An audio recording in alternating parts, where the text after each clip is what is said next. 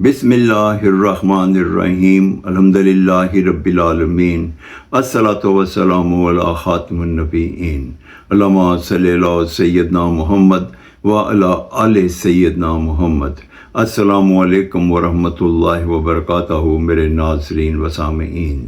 میری آج کی حدیث سنن ابن ماجہ 1731 نمبر۔ دو جہانوں کے تاجور، نور مجسم، امام المرسلین، خاتم النبیین، رحمت للعالمین، بی بی آمنہ کے لال ابو القاسم حضرت محمد صلی اللہ علیہ وآلہ وسلم نے ارشاد فرمایا کہ جو کوئی 9 ذی الحجہ کا روزہ رکھے گا اس کے گزشتہ سال کے گناہ معاف کر دیے جائیں گے اور آنے والے سال کے گناہ بھی معاف کر دیے جائیں گے۔ اس حدیث مبارکہ کا یہ مفہوم ہے کہ 9 ذی الحجہ کا روزہ رکھنے کی بہت ہی اہمیت ہے۔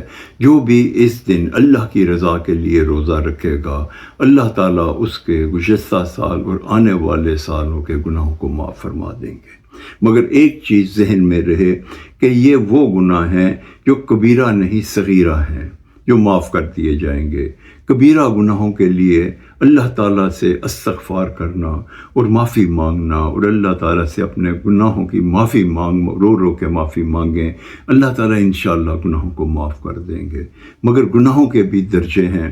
اگر وہ گناہ اس حد تک بڑھ گیا ہے کہ آپ نے شرک کر دیا یا ایسا گناہ کر دیے ہیں جو آپ دائرہ اسلام سے خارج ہو گئے، تو اس کے لیے آپ کو تجدید ایمان بھی کرنی پڑے گی، دوبارہ مسلمان ہونا پڑے گا، اور پھر اللہ تعالیٰ کے حضور ان گناہوں کی معافی مانگنی پڑے گی۔